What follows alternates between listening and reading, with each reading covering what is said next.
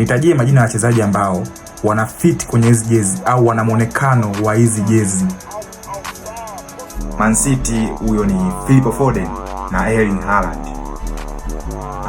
Real Madrid hapo namuona Tchouameni na Valverde. Na kutalia hapo namuona Jude Bellingham ana fit sana kwenye jezi. Hapo Chelsea hapo Cole Palmer, the Black Sun ana fit kwenye hiyo jezi. Mwingine hapo Arsenal huyo ni Bukayo Saka. Bukayo Saka mwenyewe. Hapo Man United huyo atakuwa Benjamin Sesko, Sesko.